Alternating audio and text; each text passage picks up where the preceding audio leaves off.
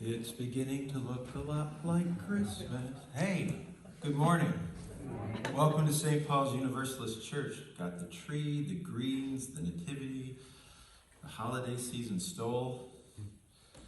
All we need is the snow, but none of us want it. It'll come in due time, I'm sure.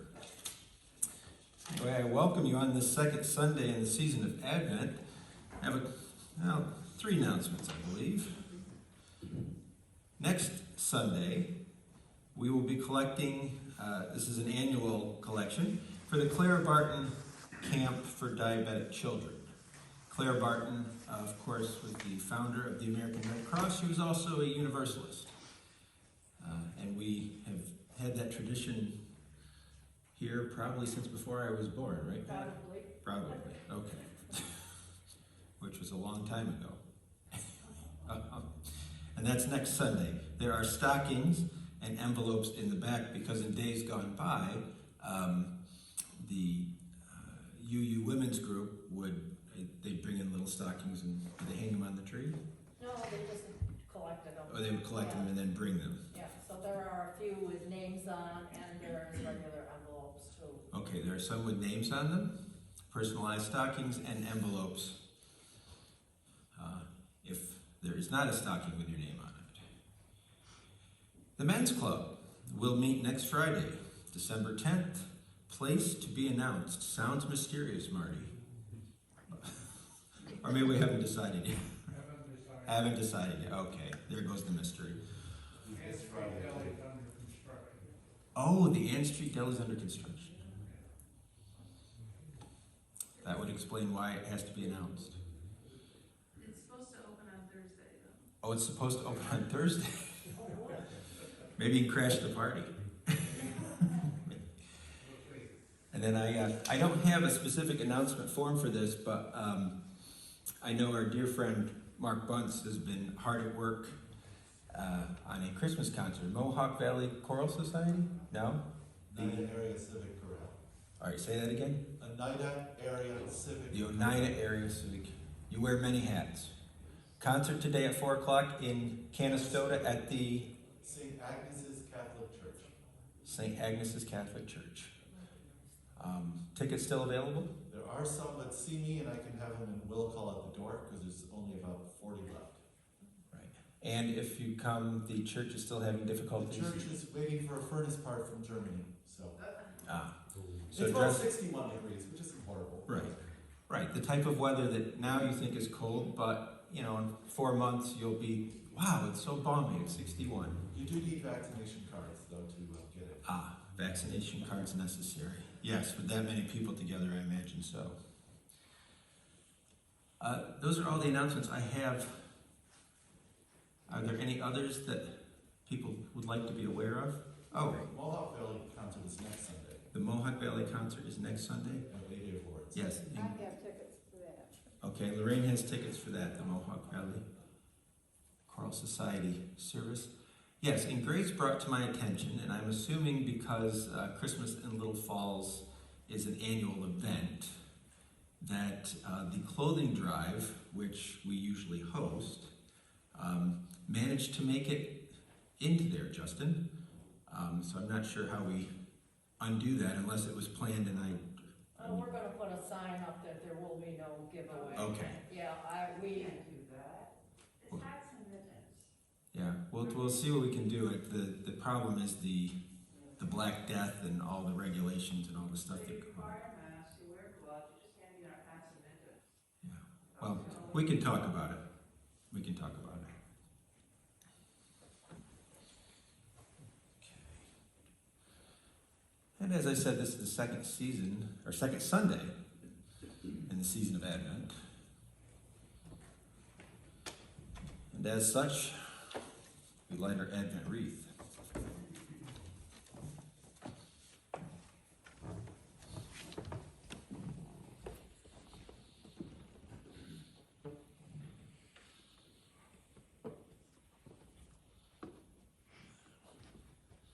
Traditional.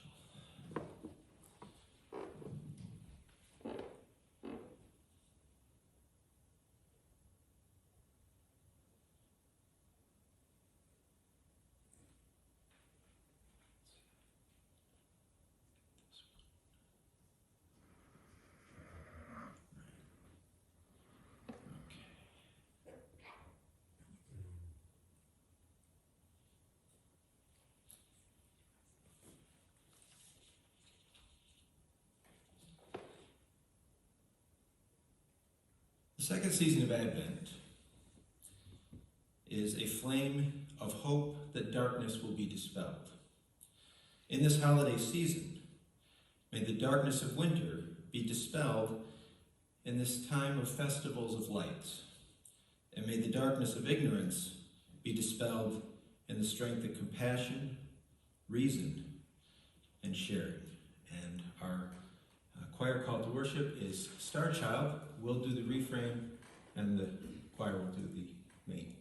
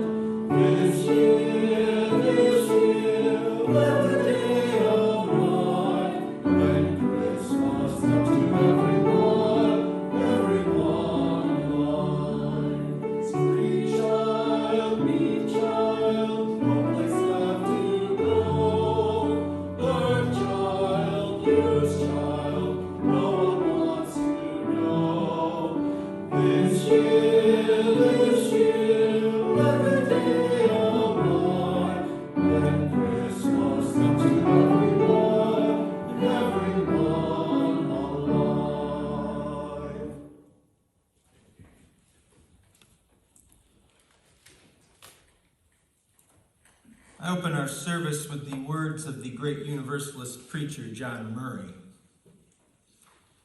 You may possess only a small light, but uncover it, let it shine. Use it in order to bring more light and understanding to the hearts and minds of men and women. Welcome to our Sunday service. I invite you to enter with me this sacred space. Bring with you what is yours: a burdened heart, a joyous song, a wearied spirit, a seeking mind. Bring the gift of yourself to the altar, for it is an honorable gift.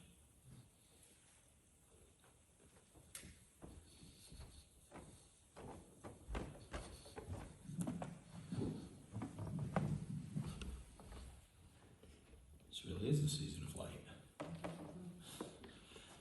As is our tradition, we will light our flaming chalice as we do for all our services.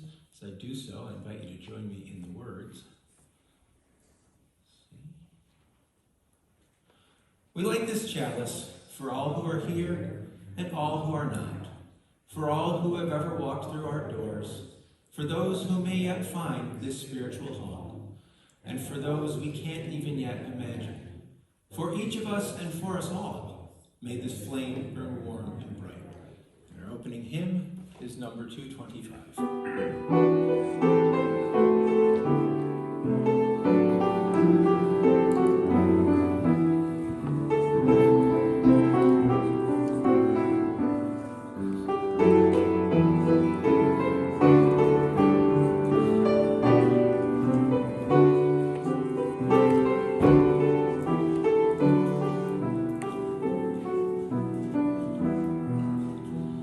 O come, Emmanuel.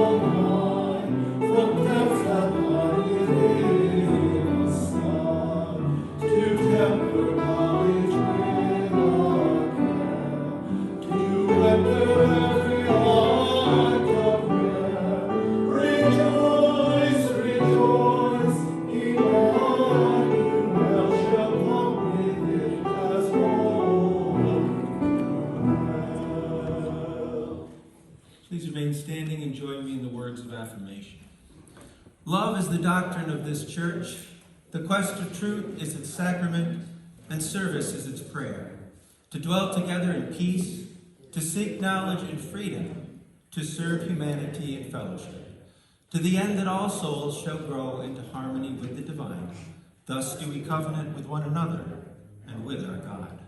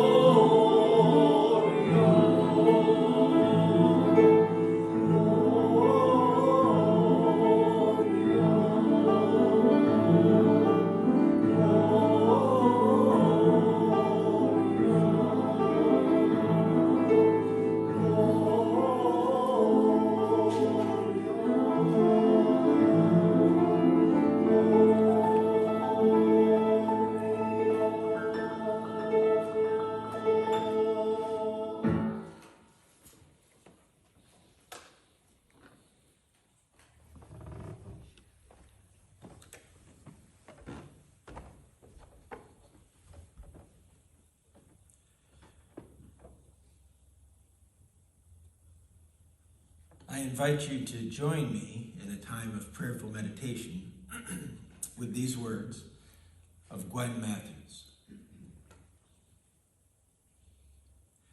As December opens up before us, we welcome in the gift of reflection. We turn toward our holiday celebrations and search for common threads of meaning. We begin with Yule, the winter solstice, and we are invited to explore duality, cycles and seasons, and to witness the Holly King being overcome by the Oak King. Yule reminds us that we all partake in the miracle of renewal.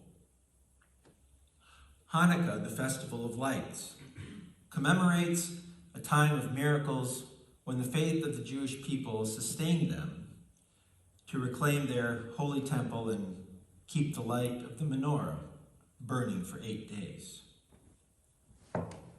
Christmas, the celebration of Jesus' humble birth in a manger, offers us to revisit the miracle of birth and the desire to find saviors to heal the scars of humanity.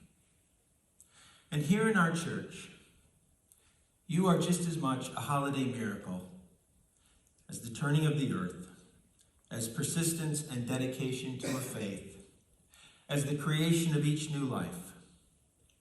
We see the love you give to others, the space you create to hold one another's joys and sorrows, and the generosity and spirit you entrust to this community. You are part of the holiday miracle. This community is one of miracle makers. We will now share a moment of silence where we listen to the wisdom of our hearts and minds.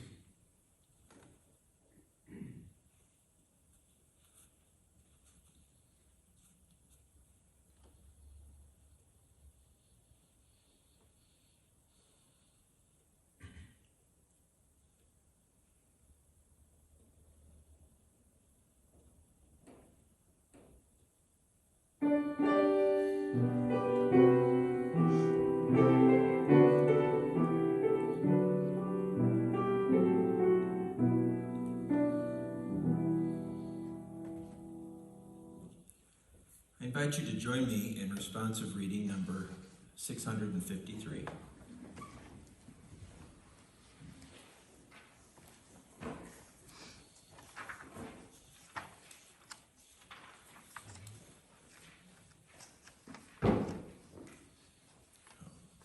Oh, 653, yeah. You're probably on the right page. I'm being dyslexic.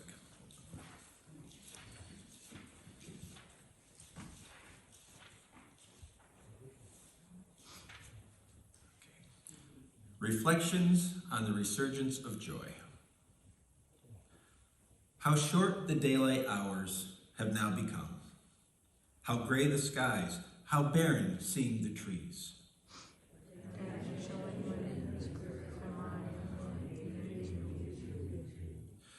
But there is that in me which reaches up toward light and laughter, bells and carolers. And knows of my religious myth and dream of reborn joy and goodness must be true. Because it speaks the truths of older myths. That light returns to balance darkness. Life surges in the evergreen and us. And babes are hope and saviors of the world, as miracles abound in common things. Rejoice and joy and gladness of Christmas. Our next song is number 224.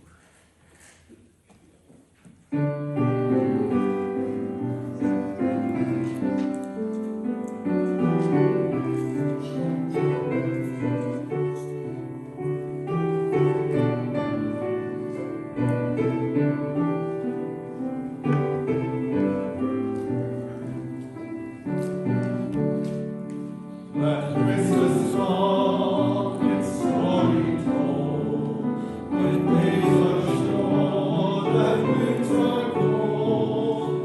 Let Christmas come its lovely song, when evening soon and night is long.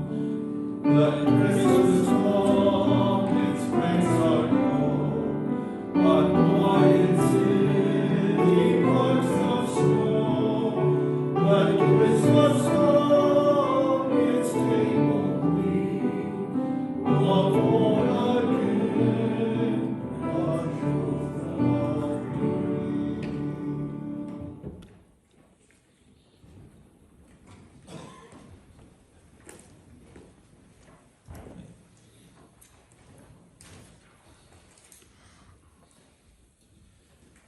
So you may have seen, if you follow our Facebook page, I'm going a little off of what was put in the newsletter. I was going to talk about Santa and St. Nicholas and the spirit of St. Nicholas, given what you heard at Joys and Concerns, I just couldn't, not this week. But it will be next week, and Mark and I are going to keep it light, so bring your inner child with you, and we will talk about that. Mark and I have talked a lot during this seemingly endless COVID thing about the need for spiritual comfort food. And the Christmas season, the old song goes, is a time of comfort and joy. In that spirit, I'd like to revisit a talk about the classic Christmas movie, It's a Wonderful Life. Now, because of its beloved status, I'm going to assume that most of you have seen it. Before I go any further, a confession. I know there are people, we all have our Christmas movies that every year we've got to see. And for many people, It's a Wonderful Life is one of those. I have seen it in its entirety once. We sat down and I think the kids were out, and we were just, let's see what it's all about. So we sat and watched it in the kids' playroom, which was quiet and not messy, for once.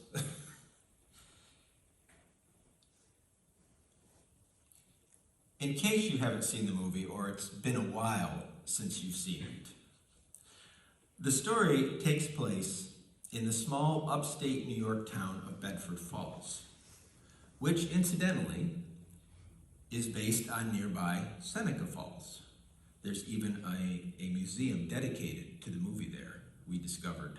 We got there a little too late. Well, I think it was closed because of the Black Death, yeah. Anyway, George Bailey, played by the late Jimmy Stewart, grows up in Bedford Falls, dreaming of adventure and travel. But life's circumstances conspire to keep him stuck in his hometown. George is known by his friends and neighbors as a man of integrity, though he himself is frustrated by his life. When the family business is threatened by an impending scandal that is not of his making, George prepares to commit suicide on Christmas Eve by jumping off the village bridge. At that moment, though, a heavenly messenger named Clarence arrives to show him a vision of what the world would have been like if George had never been born. What follows is a vivid depiction of the American dream gone wrong. George's brother Harry dies at the age of 9 because George wasn't there to save him from drowning. This, in turn, leads to a transport ship of soldiers dying in World War II because adult Harry was not there to save them.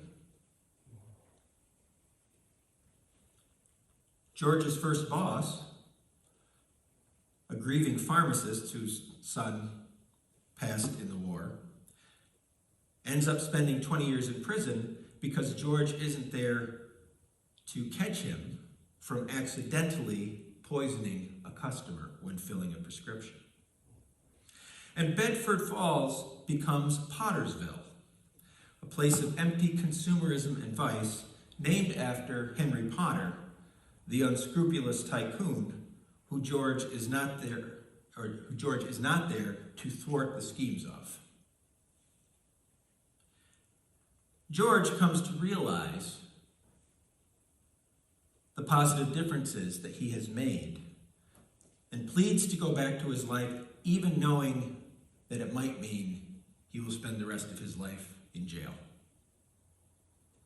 Clarence returns George to his life with renewed love and appreciation, and his friends and neighbors take up a large collection to pay off the debt that would have otherwise ruined the family name and business. The overall lesson is that even with its many ups and downs, life is worth living, and no one is poor who has friends.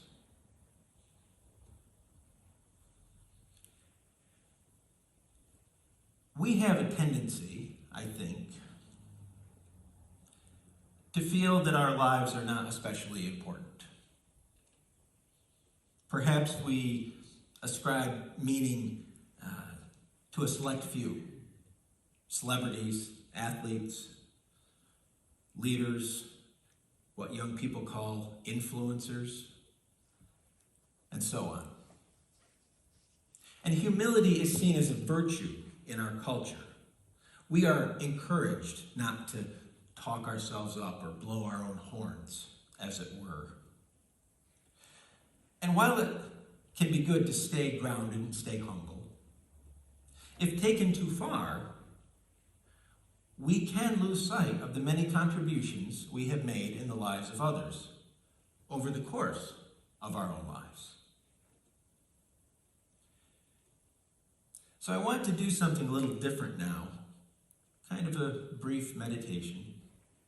I'm going to do a couple of them. And I'm going to ask you to call to mind a person or persons who helped to shape you into the individual you are today. Perhaps you'll recall a dear friend or family member. Or perhaps it will be a stranger, or perhaps even a person you dislike who nonetheless was somehow or had a major impact on your life for the better. So call that person or persons to mind and think about them, meditate on them for a few moments.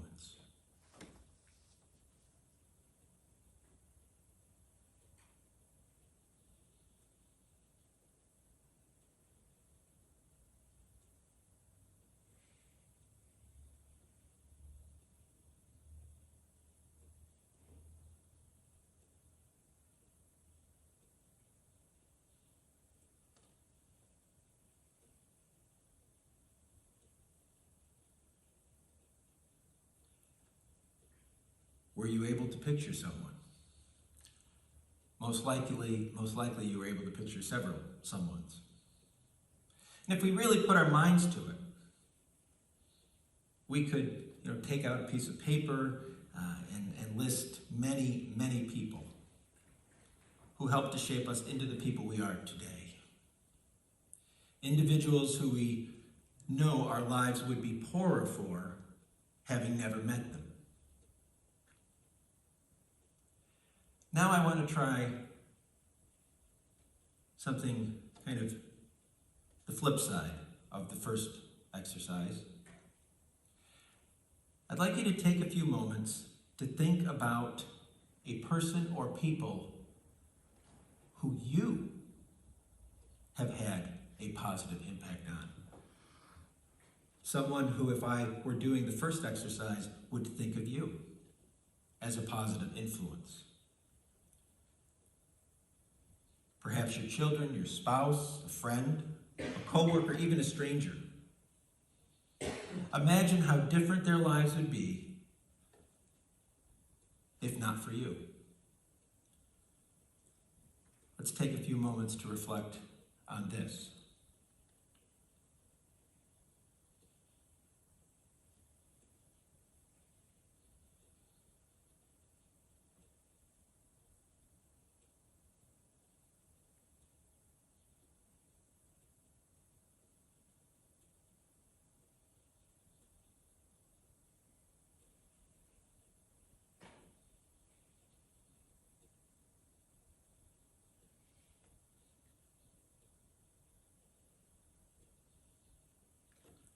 Now, this is the psychologist in me talking. If I were to predict, and maybe I'm wrong, I don't have any empirical data, I'd have to ask you all on the way out. I'm guessing it was easier to think of the first than the second. Because again, we have this thing like, oh, I'm not important. You know, what have I really contributed? But that's just a theory. Now imagine the ripples of all of that good in the world. Just as there have been those who have touched your life, the lives you touched have in turn touched the lives of others. And they in turn have gone on to touch other lives. If you really think about it, you have almost certainly had much more of an influence on the good of this world than you think or give yourself credit for. Advent, Hanukkah, Yule, solstice, Christmas, are seasons of light. There's a reason why we have all these light celebrations, and it's because things are getting darker and darker and darker until right around the 20th, 21st. But Advent in particular is a time of hope and anticipation. Many cultures celebrate light at this time of year. Advent, traditionally, is a time of anticipation of the birth of Jesus. And in the 5th chapter of the Gospel of Matthew, Jesus says, no one, after lighting a lamp, puts it under the bushel basket, but on the lampstand, and it gives light to all in the house. In the same way, let your light shine before others, so that they may see your good works, and in turn see their good works, and pass the light on, just like we do every Christmas Eve. You know, we start with that one flame, and it makes its way around the sanctuary, and nobody's flame is diminished. We just keep adding to it. Perhaps the reason It's a Wonderful Life has held up as a Christmas classic is because we can all, in some way, identify with George Bailey. Our lives may be happy enough, but we also have our share of disappointments. And sometimes life can overwhelm us to the point where we may wonder if the world would be or would have been better off without us. Would it make a difference? But it is at moments like these when we have to remember the people in our lives, the many lives we've touched, the good we've done in the world, and the good that we can continue to do. And it may sound sappy, but we are called in this season, most of all, to share our light with others. May it be so. Closing song is number 245. Watch the words. They're not familiar.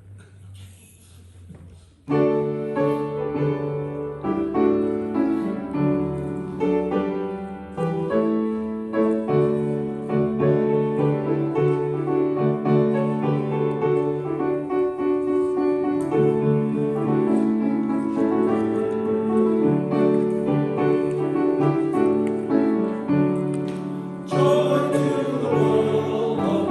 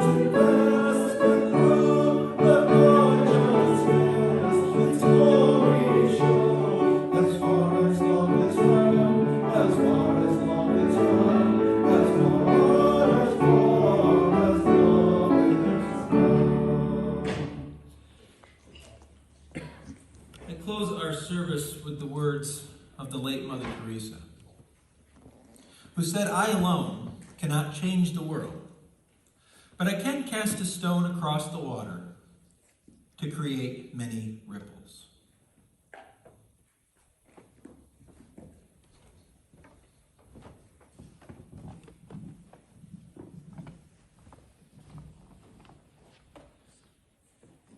As we extinguish our chalice, I invite you to join me in the words. The flame is extinguished, but not our hope for the future, our courage in the face of crisis, or the love we share in all.